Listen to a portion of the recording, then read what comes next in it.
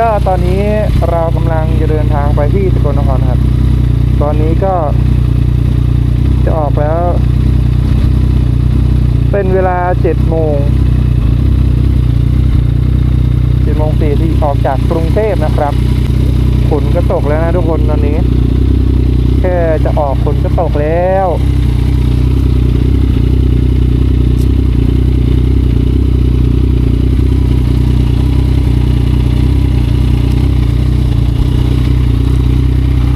มาลูก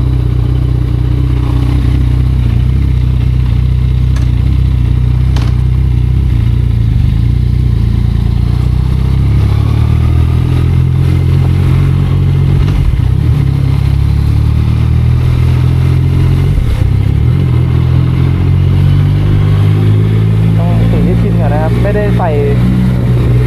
ปี๊บหลังนานเลยนะคือใส่ขี่เล่นแต่รอบนี้นี่โหลดของใส่ของเพิ่มด้วยมีของในปี๊บด้วย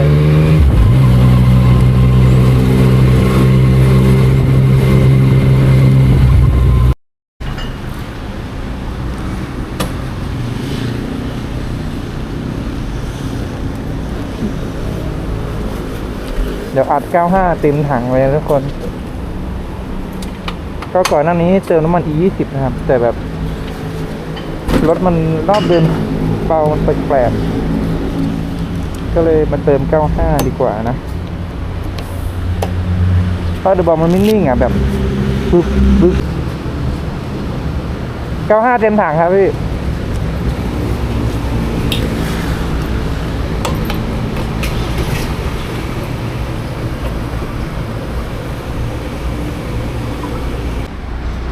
658กิโลนะก็ออกจากบ้านมาอีกก็มัน660กว่าโลหรือ670โลประมาณนี้นะทุกคนlet's go เดินทางได้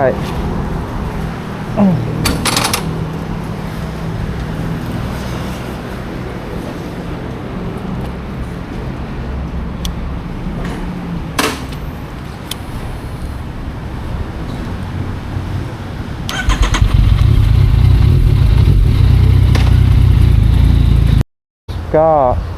เนื่องจากไฟล์ภาพตอนออกจากกรุงเทพนะผมตั้งค่าผิดมานะมันเลยแบบสว่างจ้าไปเลยนะทุกคนก็อันนี้เซ็ตกล้องใหม่แล้วนะตอนนี้เราก็อยู่วังน้อยแล้วนะครับก็เดี๋ยวเราเดินทางกันต่อเลยนะโหพอเปิดดูเมื่อกี้กะขี่ไปต่อเลยนะดีนะเปิดดูกล้องก่อนสว่างจ้าเลยแบบสปีดตั้งสปีดตั้งสปีดชัตเตอร์ผิดนะไปเดินทางต่อได้ก็ตอนนี้เปลี่ยนคิวเป็นสีดำที่เรียบร้อยแล้วนะครับ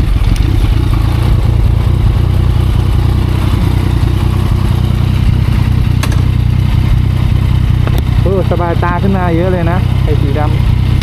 ำไปเดินทางอีกยาวไกลนะครับ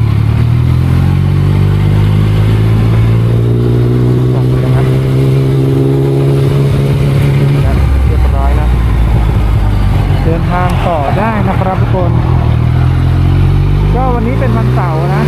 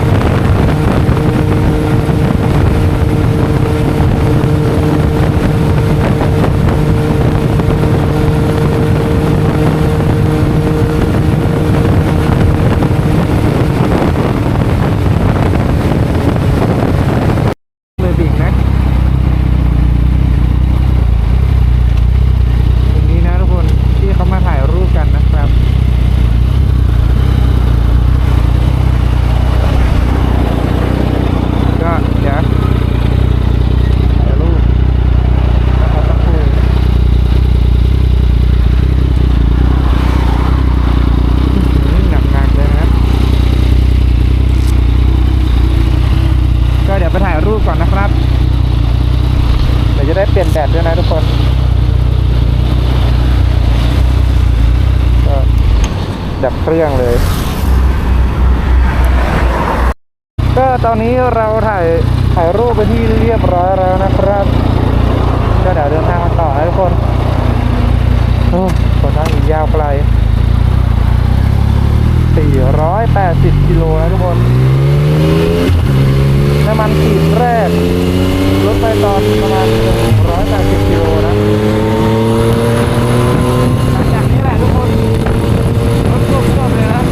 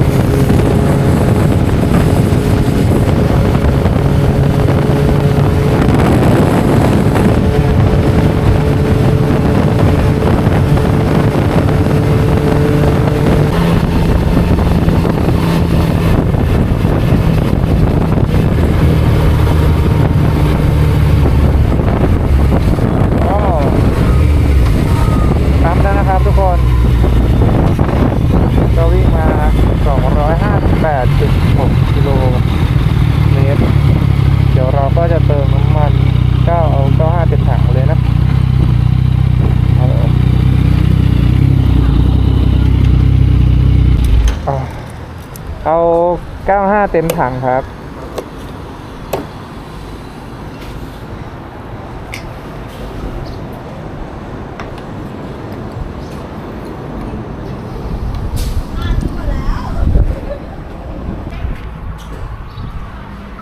12 ลิตรเราเติมมาทั้งหมด12 ลิตรนะทุกคนกับระยะทางเท่าไหร่ดูก่อน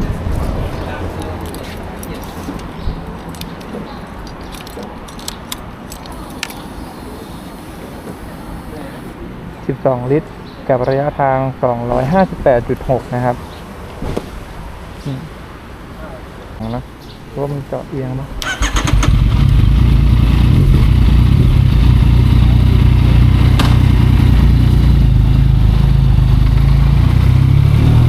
ยังไม่หิวนะทุกคนเดี๋ยวไป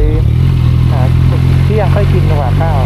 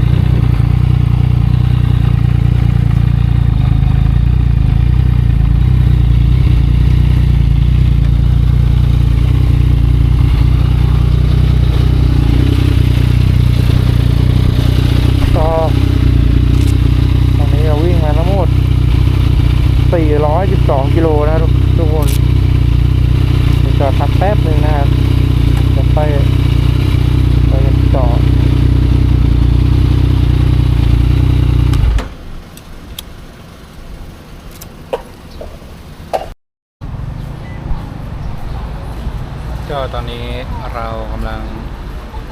กินข้าวนะครับซื้อข้าวในเซเว่นมาวิ่งมา400กิโลกะจะจอดโคราชสรุปมาบ้านไผ่ขอนแก่นแล้วซะแล้วถึงจอด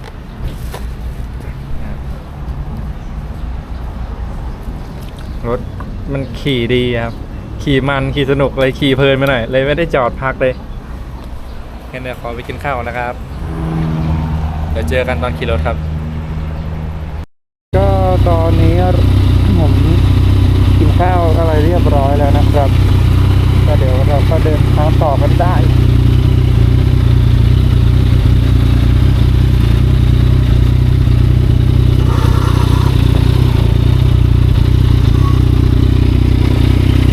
เหลือระยะทางอีกประมาณ262กิโลนะครับ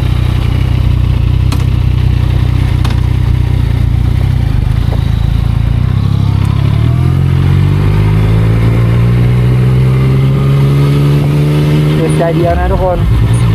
ตัดยาวเลยก็ได้นะ200โลจอดเติมน้ำมันอย่างเดียวนะ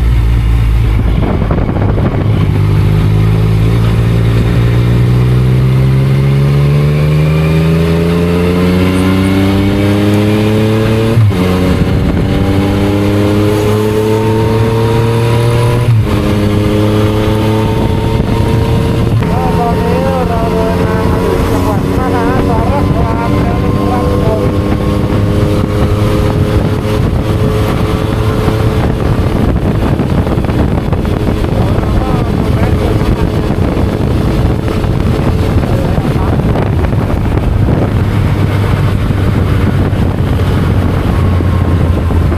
เป็นปั๊มเปิดใหม่นะทุกคน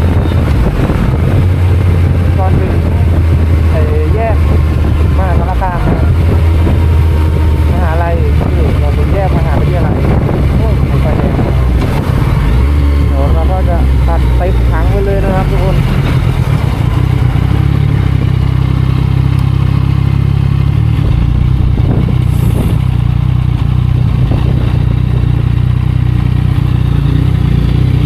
เอาเอา95เต็มถังครับ95เต็มถังนะครับ ครับแป๊บนึงครับ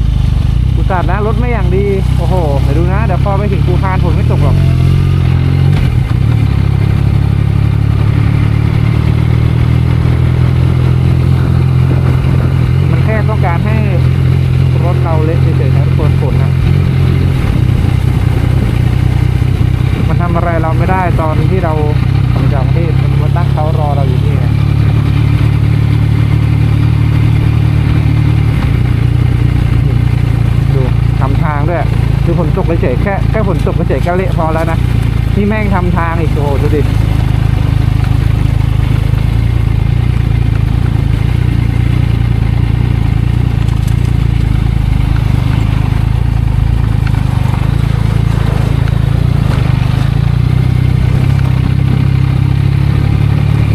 เอาเข้าไปเอาให้สุดดูดิ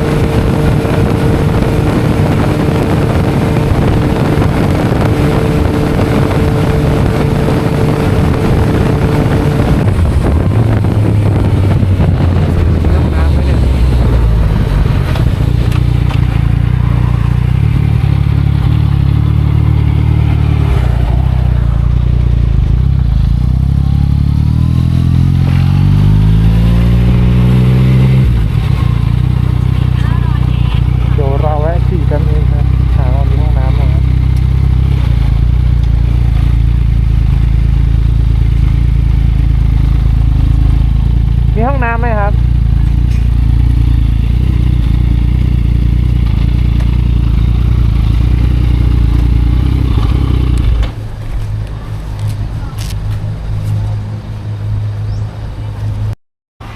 เรียบร้อยนะทุกคน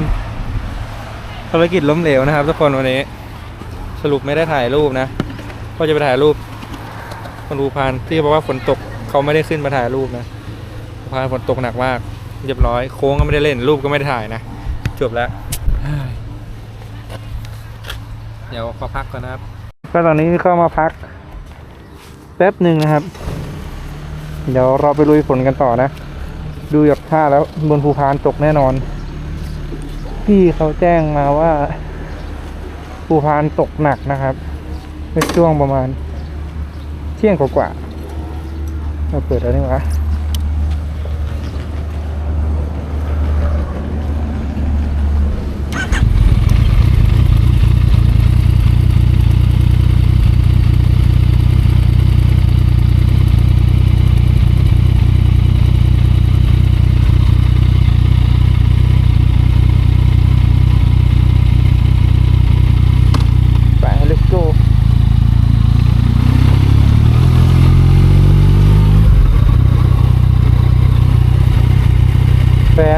ที่บ้านฝนตกหนักเลยนะครับทุกคน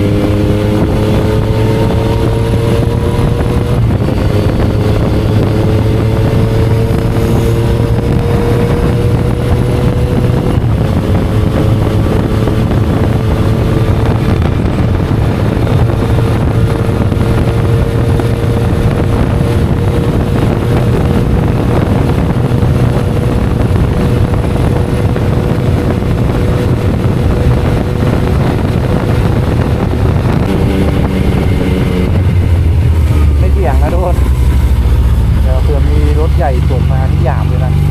กระบะเก่งนี่ไม่ว่าถ้าเป็นรถพ่วงแล้ว10 ล้อมานี่ทางโค้งเลยสวัสดีครับ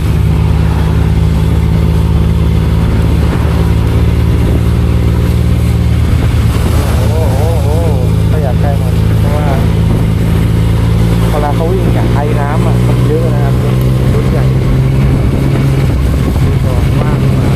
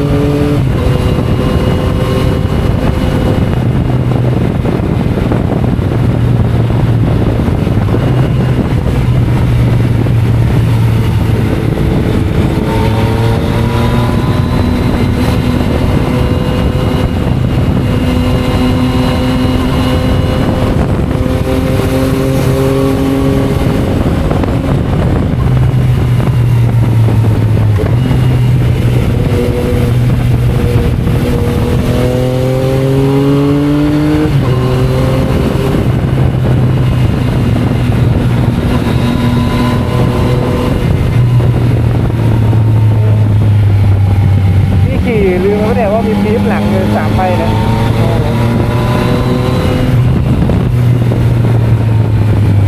ใช้เบรกหน้านะดูลื่นนะจังหวะเมื่อกี้นะเนี่ยแดงๆเนี่ยลื่นนะเนี่ยเมื่อกี้ผมเหยียบแค่นิดเดียวเองนะไอ้แดงๆเนี่ยมันลื่นจริงๆนะทุกคนคือแค่เราวิ่งผ่านรถก็แบบตึ๊ดๆแล้วนะนิดนึงนะ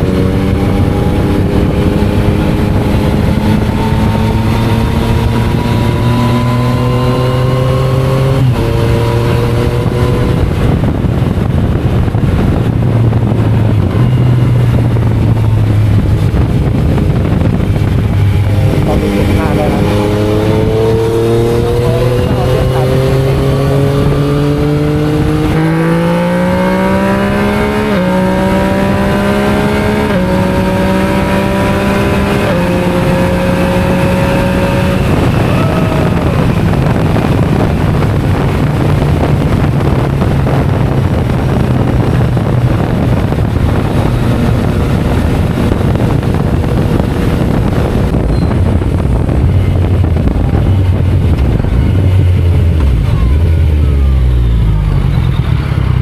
แล้วเป็นไรครับอะไรนะครับคัดไหมไกลไหมครับร้านอยู่ไกลไหม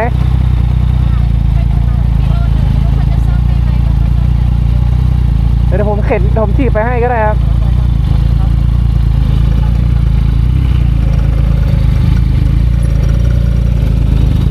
คัดไหมครับ เหมือนจะเป็นสายพานเลยครับ สายพานขาดเหรอ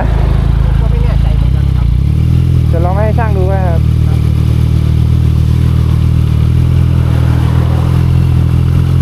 ข้างหน้าน่าจะมีร้านอยู่ป่ะครับ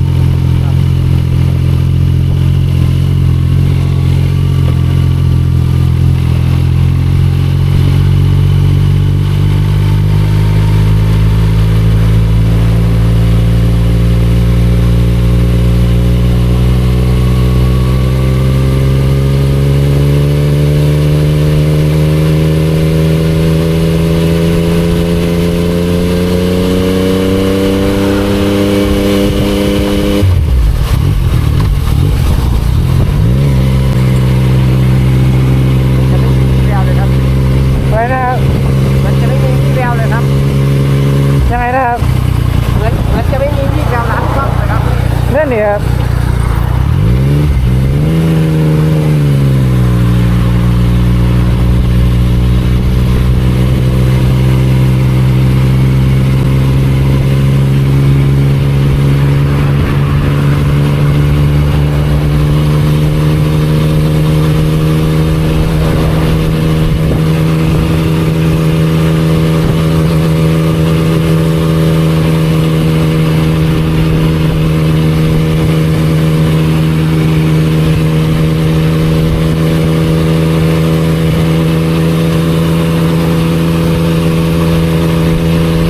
มันน่าจะมีร้านแล้วแหละ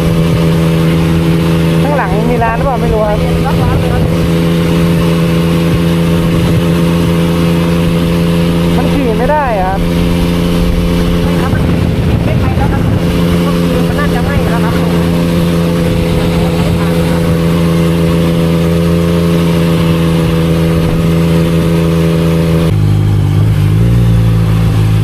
เดี๋ยวจะขึ้นเขาเลยนะครับเนี่ย ผมก็ไม่แน่ใจครับถ้า ทำงานเนี่ย ครับจอด อะไรนะครับ ก่อนก็ได้ครับ มันจะขึ้นเขาแล้วครับเนี่ย ใช่ครับเหมือนจะขึ้นเขาเองจอดก็คือถ้าไปไม่ได้เดี๋ยวผมเกรงใจพี่ครับเดี๋ยวผมเกรงใจก็ได้เดี๋ยวผมจะโทรบอกทางบ้านมารับก็ได้ครับ ก็มีรถกระบะไหมครับ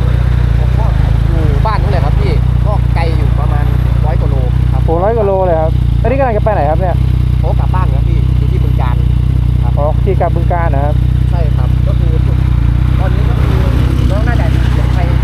ข้างหน้าก่อนเรื่อย ข้างหน้าไม่มีแล้วขึ้นเขาอย่างเดียวเลยครับ ๆใช่ครับพี่ก็คือขึ้นเขาอย่างเดียว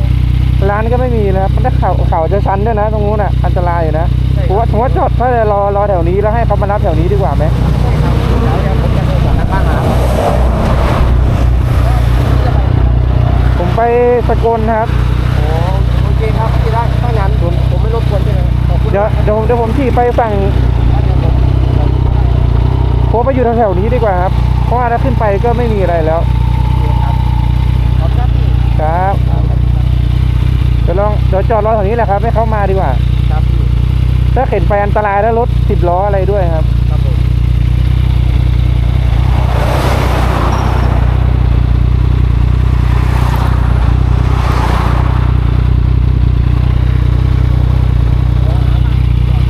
ครับ โชคดีครับ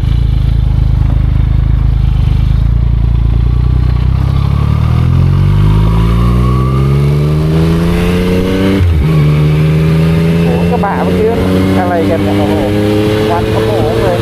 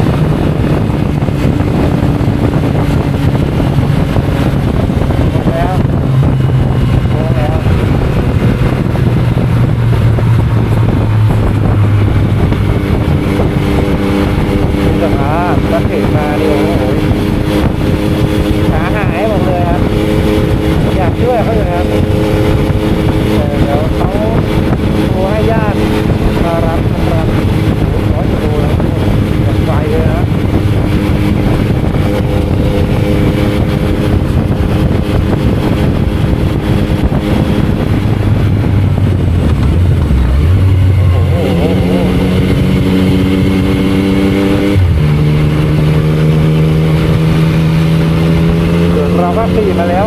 646กิโลนะครับจากนี้ถึงบ้านก็30 โลเองนะไม่ใกล้แล้วทุกคน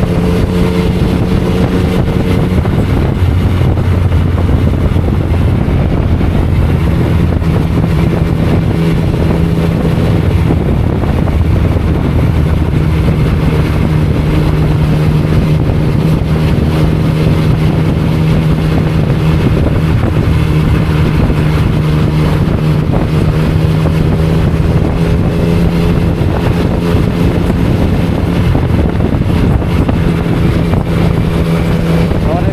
อได้เล่นนะทุกคนโค้งนิดหน่อยก็เราจากผ่านแล้วก็ตอนนี้มาถึงเรียกเมืองสกลแล้วครับ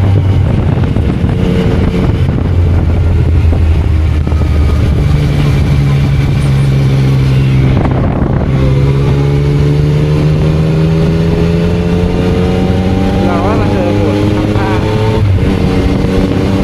มันเป็นก่อนก่อน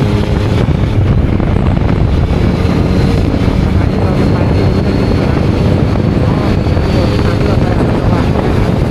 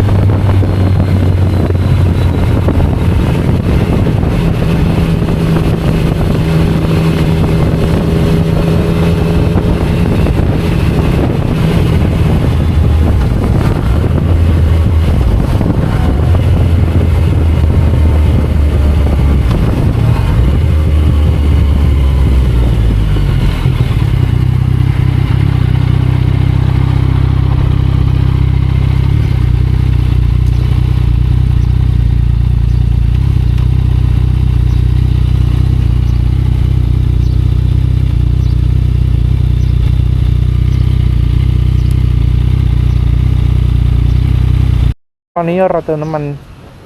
ครั้งสุดท้ายก่อนเข้าบ้านนะครับ เต็มถังนะ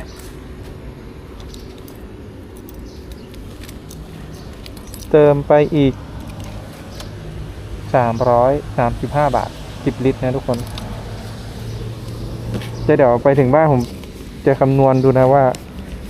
ใช้ค่าน้ำมันไปเท่าไหร่นะครับในการวิ่งมาที่สกลนครบ้านแฟนผมกับความเร็วยืนพื้นประมาณที่140ถึง160บางช่วงอัดเร็วกว่านั้นนะแต่เอาคร่าวๆประมาณนี้กับความเร็วในการยืนพื้นนะ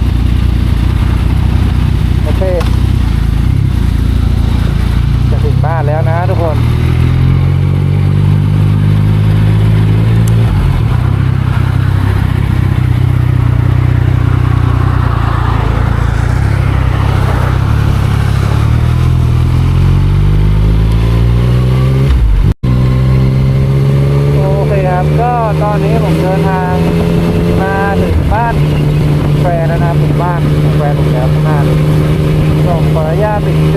งเท่านี้นะครับ